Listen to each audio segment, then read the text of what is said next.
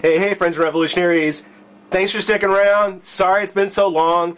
I wanted to go ahead and knock out these last set of the last figure for February's Master of the Universe Classics series. And, of course, that is going to be the Shadowbeast. Let me apologize up front. It's springtime here in Texas, and so the pollen, the grass, just all the allergies are starting to finally kick in. So I'm hoping I don't sound as stepped up as I feel, but kind of bear with me. We'll make it through.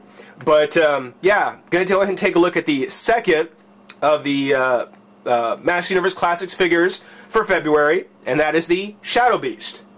Now, for those of you who points out that yes, the Club Eternia Pre-Eternian Disguised He-Man also came out in February, that's very true. But because, as I was doing the review of him, because I was going to do him first, I started to realize that that character with King Hiss actually plays a very, very important part of where the Master of the Universe Classic series was going back in the 80s.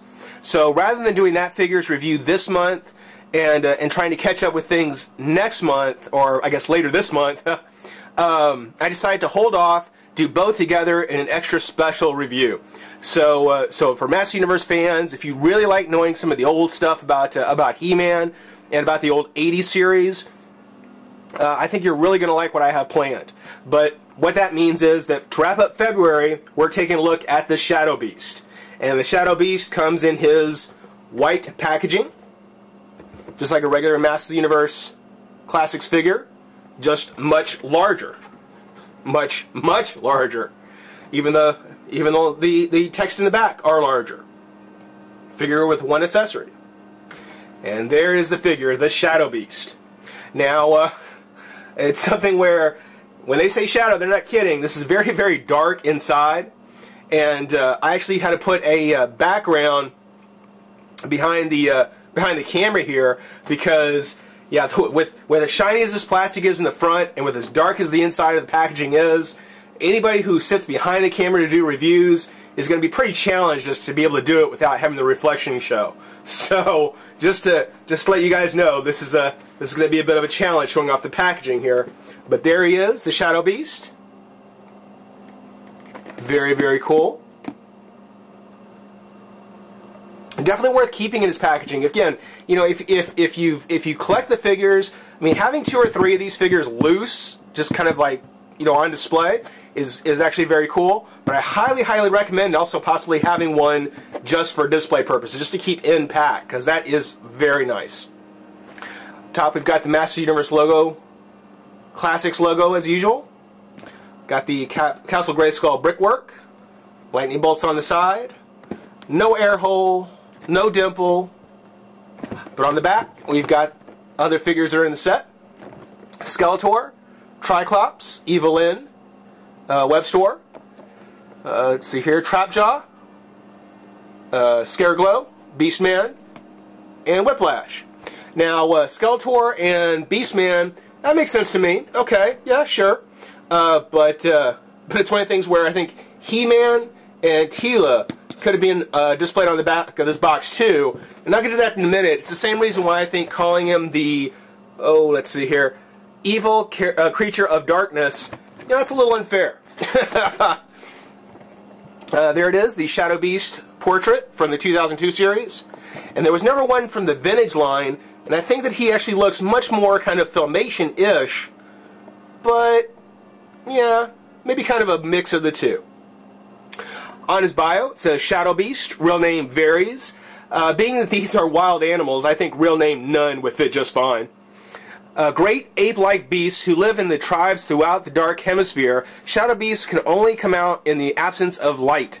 Originally created by Count Marzo as a weapon to use against his enemies, the beasts were driven back by Prince Keldor and Randor and forced to reside in the shadow of Mount Barathrum. There they developed a long-standing hatred for both human and the Gar.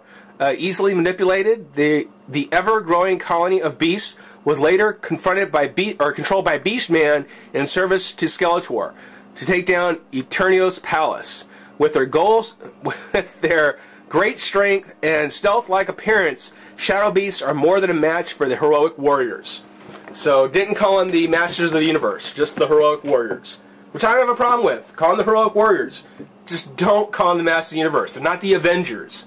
That's not the name of the team. But yeah, we'll go ahead and pop him out of the pop him out of the pack and get a closer look. Be right back. Alright, here we go. We got the Shadowbeast out of his pack, and this is just a very, very cool figure. Definitely utilizes the same body mold, same body as Gygor, which I hated that figure. It's to this day officially it's the only one that I truly regret buying from the Master Universe Classics line. I had high hopes for him, but it's just a bad figure. But you know, this one utilizes pretty much the exact same body, with some notable differences that I'll get to in just a moment. But it's completely understandable why they went ahead and made Gygor. Considering that the Shadowbeast was being planned, he was being put together, it would be a bit of a waste, it wouldn't be cost effective to have made such a large mold. And he is a big guy. I'll be able to show you how big here in a second. But to use such a large mold just as a one-shot deal. So again, I can totally understand why we got Gygor. It's just a shame he turned out so bad, but how well it turned out for the Shadowbeast. I mean, this is just a fantastic looking figure. Definitely justifies the slightly higher price. Now, when the Shadowbeast and Gygor were coming out, you know, a lot of people thought that they were going to be reusing the Gorilla Grodd mold from the DCUC, and I can tell you right now, they didn't do that, because this is a much larger figure. But there's no doubt that it was used. You know, they went back to those original notes to get kind of the gorilla style, the gorilla statuesque shape. There's no question about it. It's just very similar as far as how the fur is sculpted. You know, the shape of the front, the chest, and the abdomen. You know, even the legs. The legs themselves are almost an exact copy, just a larger scale copy of Gorilla Grodd. Which is fine. I don't mind. I mean, it's something where I will accept reusing stuff. And in this case, it's not even really a reuse. They just had to go back and kind of reference that earlier figure. The colors on the Shadowbeast are fantastic. I love the dark brown, kind of chestnut brown. Kind of got a darker brown, almost like a black underneath. Some almost reddish colors and highlights. It's very, very good. The eyes and the teeth. The only major issue I have with the paint is right here on the snout. Looks like it's either kind of rubbed or got a little extra paint on there. But that's the only major issue. Otherwise, the eyes look good. Very menacing. Very clean paint on the teeth. Looks great. Really, really love it. Now the Gygor, I know the Master Universe Classic figures' heads are supposed to come off, but just while I was showing off, or when I was kind of doing the review of the figure, which I since deleted because I hated that figure, the head popped right off when I was trying to show the articulation on the head, and that hasn't happened with the Shadowbeast. The head does go up and down, very slight, not really all that much. Does turn left and right. Great detail. I love the detail on that face. That is just a great looking face. Got the single horn, all of the Filmation series. Arm comes up, then out. Twist at the shoulder, bicep, elbow, and wrist. And you can see here on the wrist where there's kind of this, you know, kind of stops on the hand and then or steps on the arm and the hand plugs in, because you can tell that they were going to reuse the body itself. The hands and feet have that same kind of just cut off where the Gygor hands and feet went in its place. So, you know, and it was really bad on that figure. On the Shadowbeast, just because how much I love this figure, I don't even mind it. I don't even notice it. No twist or any articulation of any kind in the torso. Again, just like Gorilla Grodd, the legs come up, but nothing in the knee, nothing in the thigh. Has a twist at the ankle, and a bit of a hinge.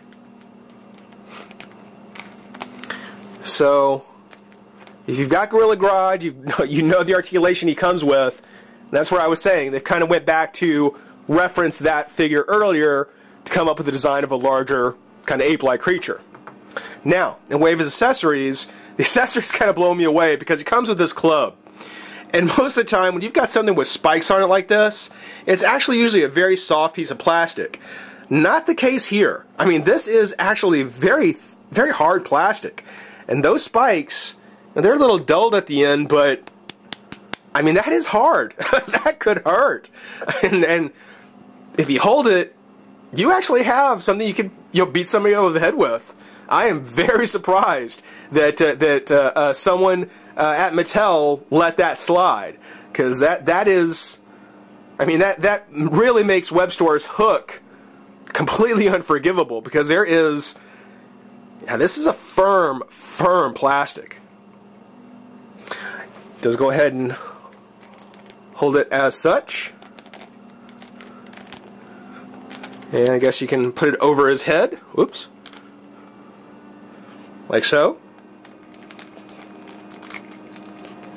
Maybe just have him hold it like so in his other hand. You know, however you prefer. I don't think I'll be posing him with his club, as cool as it is. I don't think I'll be using it. I think I'll pretty much leave the Shadowbeast on his own. And even though they basically in the bio, sorry guys, I didn't want to cough in the camera there. As I was saying, in the bio, it talks about how they were kind of, you know, used or taken under control by Beastman. And you know, when you stand them next to each other, you can see how much bigger the Shadow Beast is.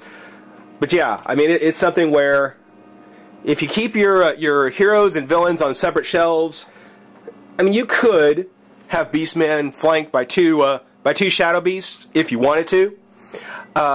As for me, what I remember most about the Shadow Beast was in, I believe it was called the Beastly Menagerie, where Beastman actually has a Ringmaster disguise, which would be a cool variant figure to get, though I doubt we'll see it. And he captures Cringer. In that episode, Teela gets kind of manhandled by one of the Shadow Beasts, who she's able to kind of talk down and kind of calm the savage beast. And I like to think that the Shadow Beast, yeah, I mean, they're pretty ferocious creatures, but like anybody, you know, it's something where if you treat them bad, if you're aggressive, if you kind of subjugate them, yeah, they're going to lash out like a dog would. But like any pet, you take care of them, you know, you show them affection. You know, it's something where, you know, they can actually be very docile and you know, calm creatures. I still wouldn't want to face one in person, but this is the way I'd probably have it, more with Teela and the Shadow Beast there, because it's not something that you would necessarily put together unless you'd seen that episode. So I think chances are I'll leave Teela with the Shadow Beast. But good figure. As I said, I love this figure. I love the use of it. I don't know if we'll ever see this mold ever again, but certainly if they re-release the Shadow Beast, I plan to get more of them, because again, having you know, 2 or 3 of them around, maybe, you know, one for Teela and one for Beastman, you know, however you want to do it, you know, that would certainly be worth having. Master Universe fans, later this month, got a very special review coming up with the Pre-Eternian He-Man and King Hiss. So definitely keep your eyes open for that.